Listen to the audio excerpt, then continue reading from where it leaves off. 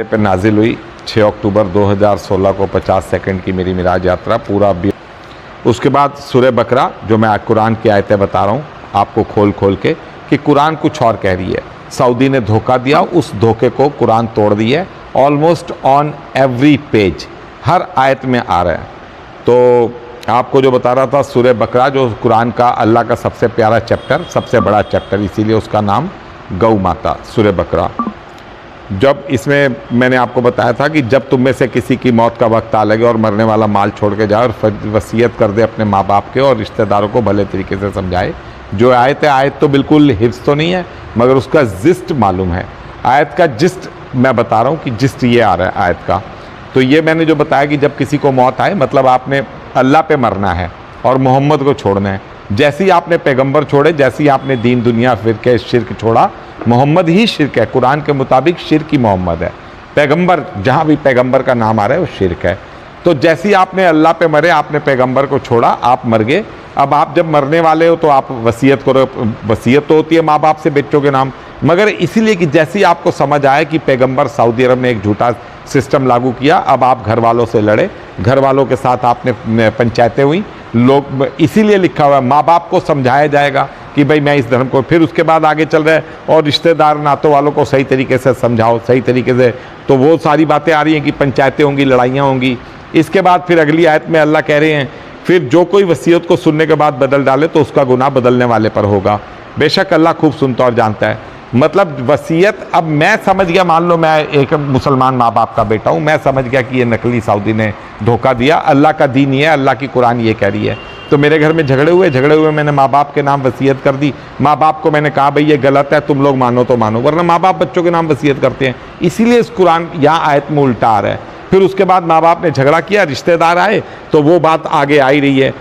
और फिर रिश्ते नाते और नाते वालों के लिए भले तरीका पर यह हक है, परहेजगारों। तो नाते वाले इसमें क्यों आ रहा है? वसीयत तो बाप बेटे का, पेरेंट्स और बच्चों का मैटर है। वसीयत में तो नातेदारों से छुपाया जाता है उल्टा कि भाई हम किसके नाम क्या कर रहे हैं, वो तो बाद में डिस्क्लोज होता है आदमी मरने के बाद। इसीलिए अगली आयत में लिखा है, फिर कोई जो वसीयत को सुनने के बाद बदला ले। अब मैंने बताया अपने माँ बाप को, अपने रिश्ते नातों को, सऊदी ने धोखा दिया, नकली मोहम्मद, नकली दीन, नकली कलमा, नकली दाढ़ी शुरू कर दी। तो मैंने जब समझाया अपने रिश्तेदार वालों को, तो उसके बाद रिश्तेदारों ने बाद में ज़बरदस्ती मेरी बातों को काट कर ज़बरदस्ती उसको बदला, तो उसका गुनाह उन पर पड़ेगा, वो जो अल्लाह कह रहे हैं इसके अंदर। और हाँ, अगर सुनने वालों को ये एहसास हो कि वसीयत करने वाले ने किसी खास आदमी की तरफदारी की या किसी का हक मारा, तो फिर वारसों के बीच समझौता करा दे, उस पर गुनाह नहीं। बेशक अल्लाह बख्शने वाला और मेहरबान है। अब सुनने वालों को ये समझ आए कि ठीक है, मैं कुछ ज़्यादा ही एक्साइटेड हो गया हूँ मैं किसी चीज़ की तरफ, मैं इतना ज़्यादा एक्साइटेड हो गया हूँ कि मैं दीन की राह में, मतलब मैं सही चीज़ को जब समझ गया तो मैं सही को बढ़ चढ़ कर जोश के साथ भी ना बोलूँ कि नहीं जी सऊदी, क्योंकि दीन मामला तो दीन का है, सऊदी ने कुछ किया तो दीन के लिए किया, तो मैं गालियाँ निकालूँ, मैं उल्टा सीधा बोलूँ। तो उसमें फिर अगली आयत में आ रहा है कि उसको सही तरीके से सेटल किया जाए मामले को। ये जब मौलाना पढ़ेंगे अपनी कुरान को, तो उन्हें मैं बताऊंगा क्या, एक एक घंटे क्या समझाऊंगा। उनकी अंतरात्मा, अल्लाह जो कहते हैं हमने इंसान के जी में वसीयत कर दी अच्छे और बुरे को पहचानने की, तो आयतें पढ़ेंगी तो अपने आप बच्चों की तरह क्लियर होता जाएगा। आगे, ऐ ईमान वालों, तुम पर रोज़े फ़र्ज़ किए गए जैसे फ़र्ज़ किए गए थे तुमसे पहले लोगों पर, ताकि तुमको परहेजगारी का सलीका आ जाए। तो देखिए, रोज़े फ़र्ज किए गए जैसे फ़र्ज किए गए तुमसे पहले वालों को। तो मैं अपनी तकरीरों में बड़ा ठोक के कहता हूँ कि ईद का इस्लाम से कोई लेना देना नहीं।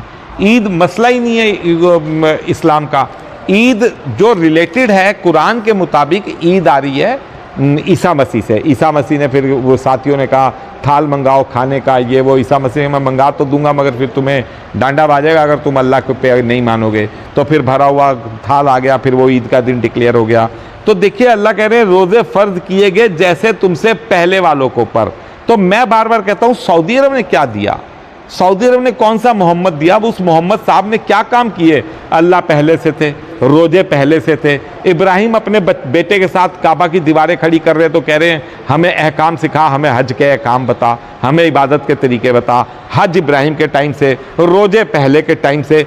ये सऊदी अरब ने क्या खेल किया कि अल्लाह बदनाम कर दिए, कुरान बदनाम कर दी, इस्लाम बदनाम कर दिया, और पूरी दुनिया के अंदर इस्लाम, कुरान, अल्लाह सुनते ही आदमी कहता है आगे बढ़ो। मतलब इतना माहौल ख़त्म हो गया कि मेरा परिवार, मेरी इज्जत समाज में, मैं अपने समाज में 0/0 पे आ गया हूँ। बस केवल क्या कि मैं अल्लाह और कुरान की तकरीर कर रहा हूँ। कैसा गुरु ग्रंथ साहिब भी तो है, कोई नहीं चिढ़ता। गुरुद्वारों में कीर्तन हो रहे होते हैं, कथाएं होती हैं, भंडारे हो रहे होते हैं, उनके लंगर चल रहे होते हैं, सब इंजॉय करते हैं। मठों में चैंटिंग हो रही होती है, धर्मशाला जाते हैं लोग, टूट के मठों में घुसते हैं, टूट के तिब्बतियों के यहाँ जाते हैं, टूट कर गुरुद्वारे में जाते हैं, टूट के जैनियों के यहाँ जाते हैं। तो सारे अपने अपने धर्म चला रहे हैं, सब, किसी से कोई प्रॉब्लम नहीं। मगर इस्लाम, कुरान, अल्लाह सुनते ही माथा घूम जाता है 8 अरब में से 6.5 अरब का, कि ये क्या बवाल है। क्यों? क्योंकि सऊदी अरब ने कर डाला। रोजे पहले से, हज पहले से, इन्होंने पता नहीं क्या कर दिया। रोजे फर्ज किए गए जैसे तुमसे पहले लोगों पर, ताकि तुमको, अब देखिए गिनती के कुछ दिन हैं, फिर भी तुम में से कोई बीमार हो या सफ़र में हो, और तो इन दिनों में इस गिनती को पूरा कर लें। और जिसको ताकत है इसकी तो बदला चाहिए, एक मोहताज को खाना, या फिर कोई शौक़ से आगे बढ़कर नेकी करे तो उसके लिए खैर ही खैर है। अगर तुम समझ से काम लो तो रोज़ा रखने में तुम्हारा भला बहुत भला है। तो देखिए, रोज़ा इबादत से रिलेटेड है। ईश्वर की, अल्लाह की, परमेश्वर की आप इबादत कर रहे हैं रोज़े से, उसके लिए तड़प रहे हैं, उसके लिए आप ने भूखे रहे। मगर अल्लाह इन आयतों में आपकी बॉडी की बायोलॉजी पे ज़्यादा ध्यान दे रहे हैं। अल्लाह 3 जगह कह रहे हैं रोज़ा रखने में तुम्हारा भला है। अल्लाह 2 जगह कह रहे हैं अगली 2-3 आयतों में कि गिनती के दिन पूरे कर लो। गिनती के दिन पूरे कर लो, इससे इबादत कट गई। गिनती के दिन पूरे कर लो यानी एक काउंटिंग है, कोई काउंटिंग कि साल में 365 दिन में तुम इतने दिन फास्टिंग पे रहो। जो सनातन धर्मी में, जो सनातन धर्मी तो हर एकादशी, मंगलवार, शनिवार, वीरवार रोज ही आदमी औरत व्रतों पे होते हैं ऑलमोस्ट। मगर वो एक साथ 30, 35, 40 रख लेते हैं, आगे पीछे 10 रोजे, 30 रोजे। तो ये एक 365 दिनों में 30-40 दिन फास्टिंग के लिए किए गए हैं, ताकि हमारी बॉडी सही रहे। और इसमें अल्लाह बार बार कह भी रहे हैं गिनती के दिन पूरे कर लो। रमज़ान का महीना है जिसमें कुरान उतारा गया, जो इंसानों के लिए हिदायत है। इसमें रास्ता बताने की खुली और निशानियाँ और फैसला मौजूद है। तो फैसला मौजूद है कुरान में।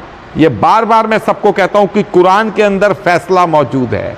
फैसला कुरान ही कर देगी। वो जो क़यामत है, क़यामत का मतलब जो मैं बार बार बता रहा हूँ, क़यामत का मतलब नंबर 1, कुरान एक उत्तर प्रदेश के संबल परिक्षेत्र के ब्राह्मण की जीवनी है, जो मैं कुरान में क़यामत का मतलब 2, क़यामत का मतलब 2 कि क़यामत के दिन मोहम्मद वाले और अल्लाह वाले अलग हो जाएंगे। मोहम्मद वाले एक तरफ जा पड़ेंगे, जिन पे कुरान के बताए हुए सारे 773 अजाब लागू हो जाएंगे।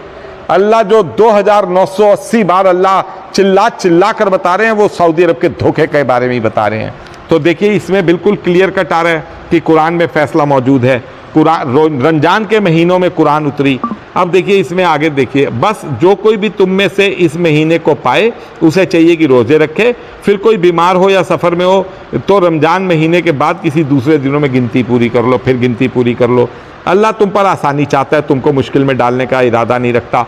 अल्लाह तुम पर आसानी चाहता है। ये इबादत से हट गई ये बात, ये किसी और, ये बॉडी मैटर पे आ गई अभी ये बात। अल्लाह तुम पर यह सहूलत इस वास्ते है कि तुम गिनती पूरी कर सको, फिर गिनती पूरी कर सको। बार बार अल्लाह 2-3 आयतों में 3-4 बार कहेगे कि गिनती पूरी कर लो, गिनती पूरी कर लो। गिनती करते ही या तो काउंटिंग और या फिर इबादत, गिनती पूरी कर लो।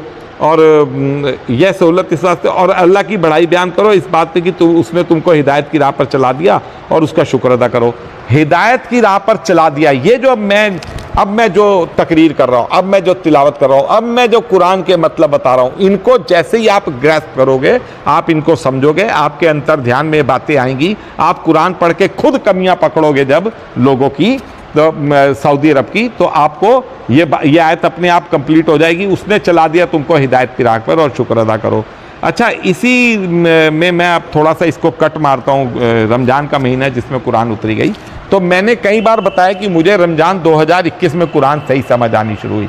मुझे कुरान आ रही थी, कुरान मेरे पल्ले पड़ रही थी, मगर 2021 में आकर इसका कॉन्सेप्ट ऐसा रमज़ान के महीने में उतरा कि मुझे 99% जो मैं डाउट था वो 100% मेरा बदल गया। और उस वक्त जो कुरान की आयतें नाजिल होनी शुरू हुई, वो महीना रमज़ान का ही था। अच्छा, मैं अकेला नहीं हूँ, मेरे साथ 10-20 लोगों की टीम भी काम कर रही है, जो साहब है मेरे, जो किसी वक्त मुझे दुत्कारते भी हैं, किसी वक्त मेरा मजाक उड़ाते हैं। मगर वो अर्जुन भी कह रहे हैं कृष्ण को एक जगह कि हमने तो खेलते खाते पीते, हे भगवान आपकी बहुत बेइज्जतियाँ की, बहुत जलील किया, मगर हम उसके लिए शर्मिंदा हैं। तो चलो वो सारी मेरी टीम को भी ये बात पता है कि रमज़ान 2021 में, तो इसी में मुझे किसी महोदय ने अपना भेजा था कि आज मैं इसको मजबूरी में, वरना मैं मोबाइल जब छूता हूँ तो मैं कुरान नहीं छूता। मोबाइल छूने के बाद हमेशा मैं साबुन से हाथ धोता हूँ, क्योंकि इसमें 100 पाप छुपे हुए हैं, 100 पाप।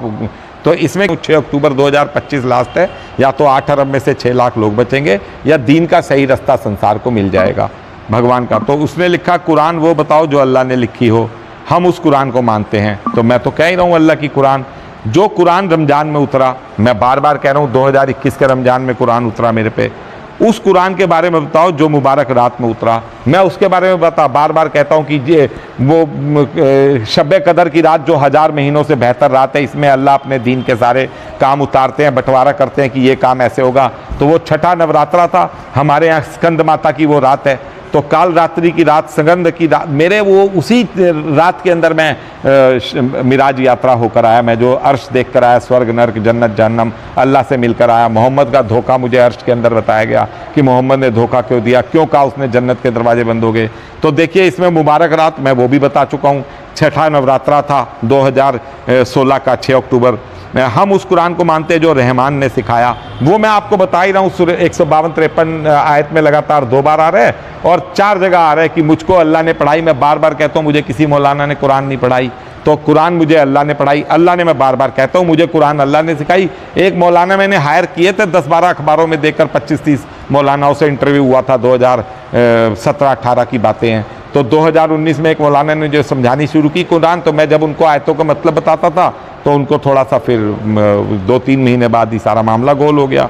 उन्होंने तो वो कुरान उसको बताओ जो उतारा रूहुल अमीन ने। तो ये मैं बार बार कहता हूँ कि जिस रात में अर्श में गया था 6 अक्टूबर 2016 की रात 50 सेकंड, तो जब मेरे सामने वो आदमी आ गया, पहले तो मैंने पूरी कायनात बनते हुए देखी, बिग बैंग देखा, फिर वो सारी कायनात बन गई, फिर मैं ऊपर चढ़ा, फिर मैंने पलकों से एक आदमी को देखा, पलकों से होते हुए नाक के सेंटर में आया, फिर मैं नीचे तक गया तो बहुत बड़ा, कायनात से लगभग 3 गुना बड़ा आदमी, उसके हाथ मुंह पैर, उसकी मूंछ नहीं थी, दाढ़ी थी, ब्रह्मा जी की हमारी दाढ़ी, तो जो रूहुल आमीन ने। तो मैं जब उस आदमी को देखता था तो मैं कहता था ये कौन है, तो मेरे दिमाग में आता था तू कौन है। मैं कहता था ये राम भगवान है, ये कृष्ण भगवान है, अल्लाह। फिर मेरे दिमाग में अल्लाह अल्लाह अल्लाह अल्लाह 100 बार डाला गया। फिर मैं कहता था यार ये आदमी कौन है, फिर मेरे दिमाग में आता था तू कौन है। फिर मैं कहता था अल्लाह, अल्लाह से मेरा क्या मतलब, मैं तो काफिर हूँ। फिर वो मेरे दिमाग में आता था तू काफिर है तो तुझे हमने यहाँ कैसे तलब किया।